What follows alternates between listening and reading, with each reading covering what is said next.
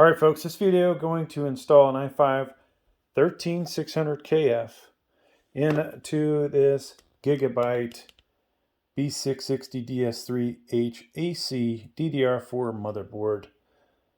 All right, now CPU cooler we're going to use, and this is not actually going to go into a case, just kind of demonstrating how this thing goes together, is the ID Cooling FrostFlow X280. Not completely assembled right there, but I'm gonna set that up for y'all. So let's install our CPU first. All right, there is a triangle right there that we are lining up with our CPU. You can just barely see a little triangle here. Okay, so when I put this in, that should be at the bottom. Let's rotate this around for y'all so maybe you can see a little better. Now there are also cutouts in the top and the bottom too, and there's little protrusions here that you probably can't see when I use my finger that way, but both sides of this, okay? So this can only fit in one way. If I were to try and rotate that 180 degrees, it would not fit, right? So if you find yourself really struggling to get that in there, then you might have it in backwards, all right? So the green board part of the CPU should be pretty much flush with this gray frame, and it is. Now I have an option. I could pop this off now, or just do this. And depending on, honestly, which motherboard, that could be a little bit more violent of a reaction. So I always check to make sure the CPU is still seated correctly, because guess what? I did have one pop out on me. Now I like to put a finger here, folks, to make sure this stays under this thing as it comes down, and then boom. All right, so that part's done. Now we're going to go through the instructions. The instructions are not too bad, but in some aspects they kind of suck. You'll see they've laid out these parts wonderfully. What they don't tell you about, which would be part number 13, small screw. You'll see us use that in a moment. But we're going to need this bracket right here. That's really going to be the first thing I install, okay? That's good for 3 different mounts. We'll need the Intel ones, never mind the AMD there. We'll need these nuts. We'll need these Intel spacers. We don't need that. I'm not sure if we need this guy yet. Thermal paste, we'll need that. So they do include ID cooling, thermal paste. You'll need this if you actually put it in the case. We're not demonstrating that aspect. And then 8 of these to put the fans in. All right, so I will show you one fan pre-installed, and then we'll install the other fan. All right, so we've got this in.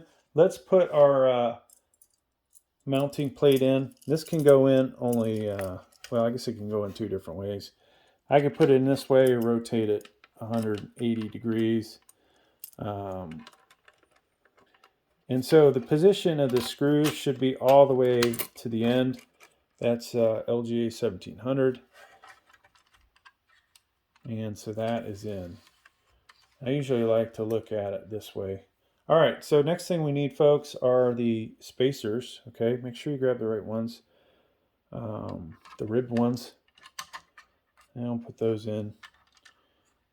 And hopefully they're on there somewhat tight, so if we do move this around, the bracket will stay in. Yeah. All right. Now,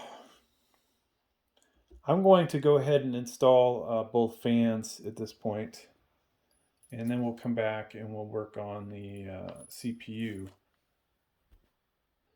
So, you know, one of the reasons I'm making this video, folks, is I had a question, hey, would this CPU cooler be enough for the i5-13600kf? And then quite a few people have asked me about these cheaper motherboards, putting an i5 in it. We did that earlier with, I'd say, a mid-grade B660M. Things worked out great, but we did not put the 13th gen in with a lower motherboard.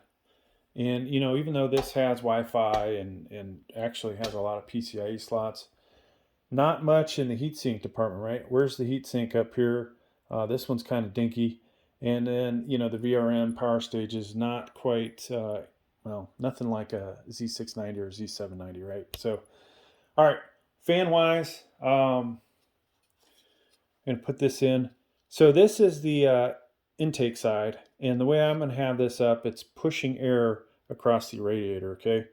If we put it on the other side, then we would be pulling air, okay? So hopefully this cable's not going to get in the way. So these already have some kind of rubber in there that help, I guess, with the vibration, right? A lot of people use rubber for that, dampening. You know, when I was getting my bachelor's in mechanical engineering, I had a vibration class, and honestly, over my 20, 30 years since I've taken that class, I have not really talked that much about vibration and dampening. So lo and behold, folks, here we are. We're talking about it many years later. I might still have that book. I used to, you know, like to go back and read up on that stuff and reference it. So this one doesn't feel like it's lined up.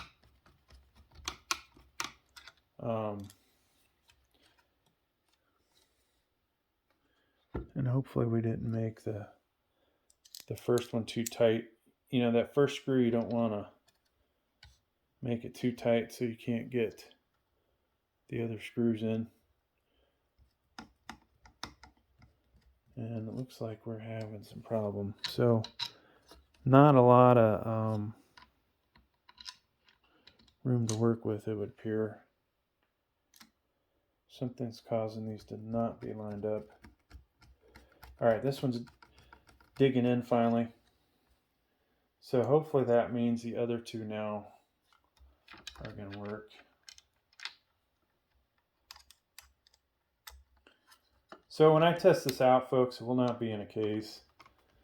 In case you watch a gaming video later.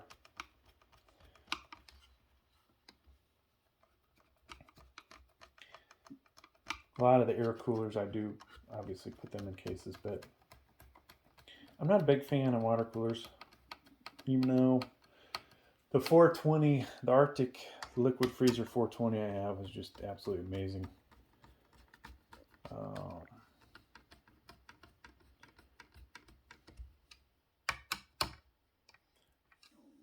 All right, so this last screw looks like that is slightly in the way. I may buy more of these water coolers though in the future, as they seem to be able to handle the higher wattage of these newer CPUs much better than my favorite Noctua. All right, so I'm going to make sure these are all tight. We don't want any rattling, right?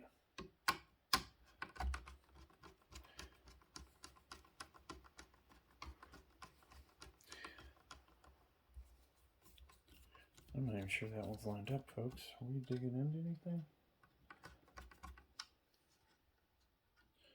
Okay.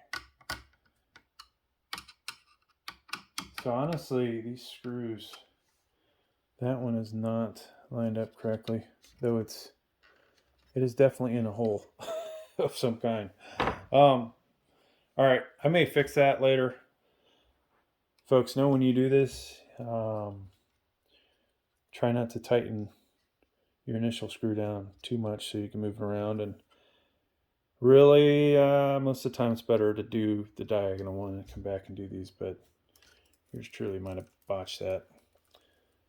So in the box, you get this 2-in-1 thing, and you'll want that so the fans are running the same speed and connected to the CPU connector on the motherboard, which will eventually make that connection. So 2-in-1, good there. And then our pump, I'm not sure this motherboard has a dedicated spot for pump, but there was in the box a connector to take this to be powered by SATA as well. So that's your other options. All right, now this guy, the directions are a little, I was going to say, not as easy to see. When you look at this, realize the bracket slips into this thing and then you come down with the screws. These are actually threaded, all right? The hole on this thing is not threaded, all right? Now, that said, I can't tell from the directions, and it doesn't tell you which way this faces, right? Does it matter? Good question. So let's slip that in there. Hopefully it'll fit. And this is another one of those cases, folks, where we'll put the screw in and we're going to have to move the part around to guide it into the hole. And for this, I'm going to use an electronics screwdriver. So it doesn't, sounds like we're metal on metal.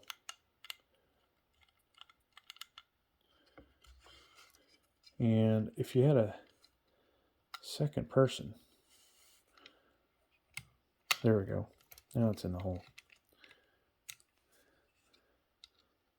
Okay, you don't need a second person, but what I would have a second person do this while I'm holding the camera, so they're dealing with the frustration. All right, so that's in. Now, when you do get this on here, folks, basically the middle of this slot is where LGA 1700 is going to go, okay? That's what they said in the directions. So that's what I'm expecting. All right, so let's see if we can do this faster this time. And boom, that was pretty quick. You know, if they had lots of money and stuff, they could have guided this in so it was perfectly aligned, but that would be too much to ask, right? So we got that, folks. And we're doing pretty good here now. I actually practiced this earlier, had all kinds of problems. Oh well, but things are going much better. All right, so time for thermal paste. Hopefully I grabbed one that's got enough in it. We've actually installed a lot of ID cooling stuff, so I have a few of these tubes. And they have enough installation for at least 2. So I like to do the 3-line thing, but there was a lot on there. You know, ideally I might just clean that off a little.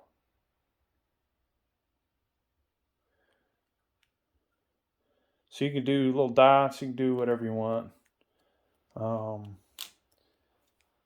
I've seen different reports on what works best, but I like 3 lines.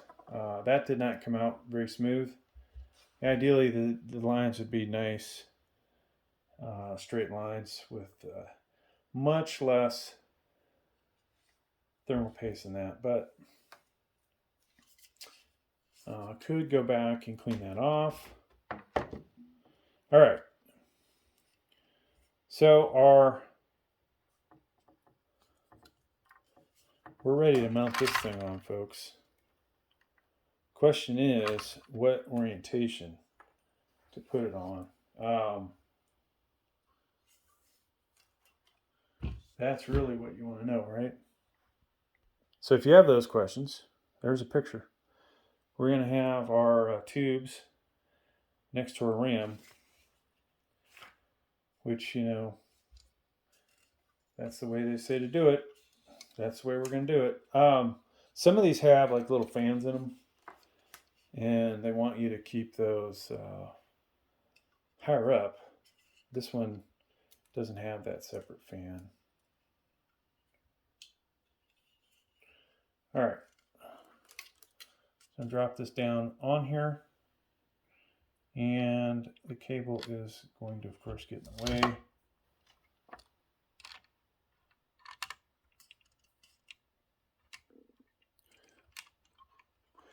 And voila.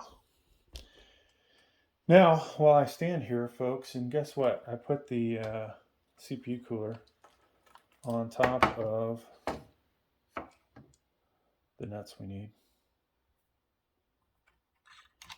So I'm gonna get all these on here with a little bit of thread, and then we'll tighten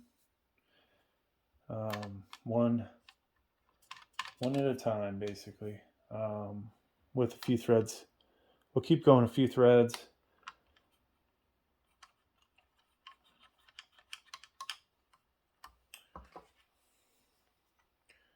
And I don't think the direction said, but I'm going to kind of do a crisscross pattern. So a few threads here, a few threads here. And if I can get to this one, a few threads there.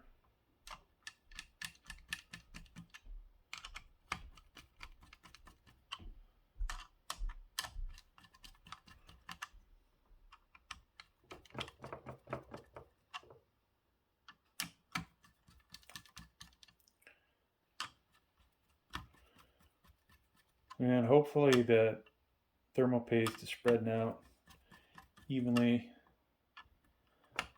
filling in those gaps.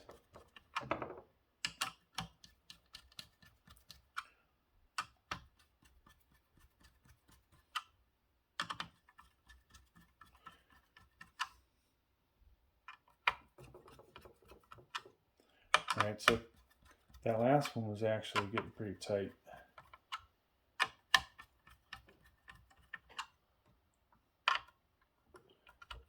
Okay, that one's tight. That one's tight. That one's tight. And this may actually require a bigger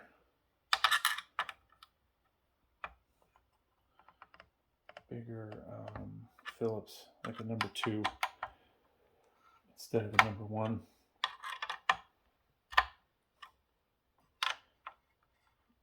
Or on these, it appears you can use a flathead. All right, so we got that. And we look at these. Here is our CPU fan.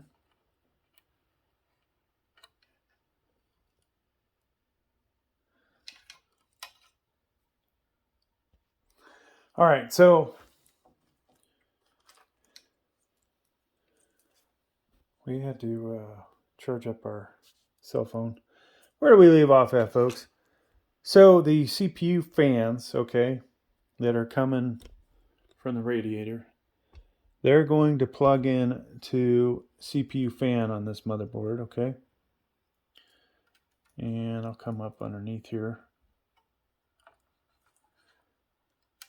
And that goes in there like so.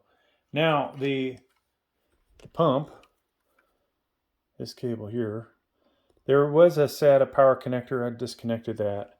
That's going to go into CPU optional, which is right next to it on this motherboard. All right. So that's good. Now, like I said, we're just going to install one thing of RAM. I'm not going to set up my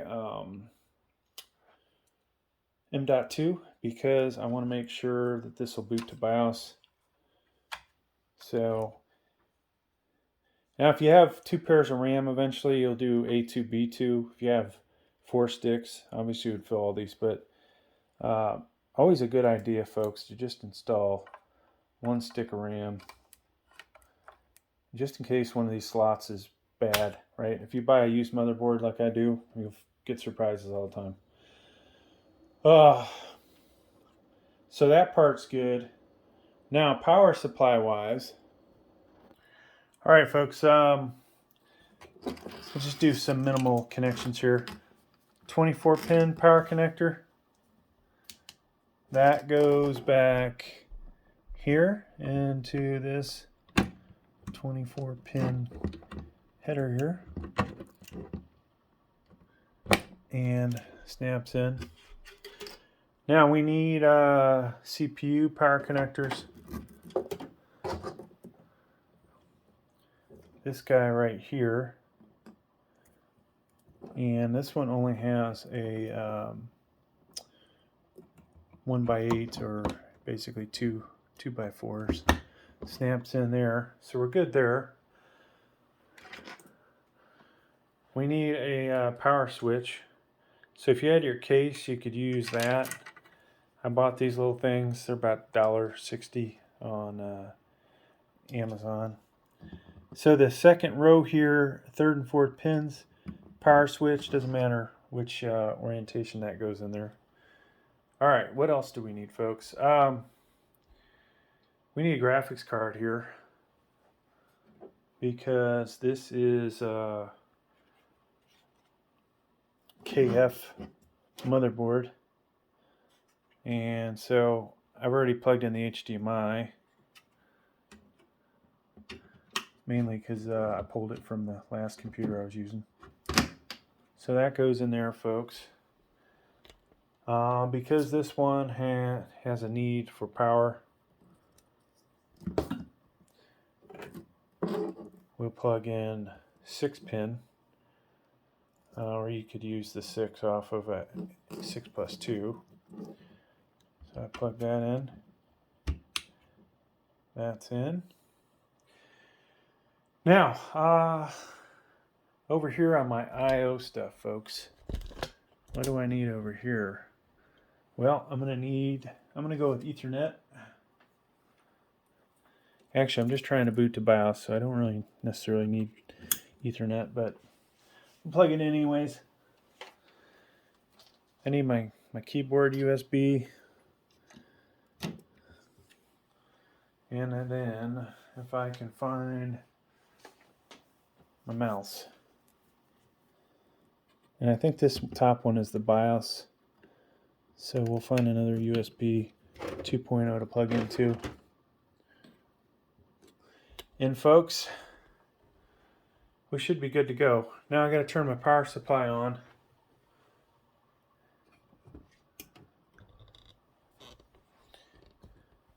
And this is obviously not a good setup like the what we were just at, the countertop.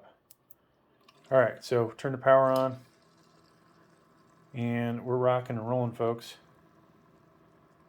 We got both fans running, pumps running. So let's see what it looks like. All right, so outstanding. We are in the BIOS, and that's what we expected. You can see CPU fan. Both those fans are running just under 800 RPMs, and then the pump, what it's at, shown as CPU optional. So, like you can see there, B660 DS3H AC and the I5-13600kf. Now in here I won't be able to overclock that CPU.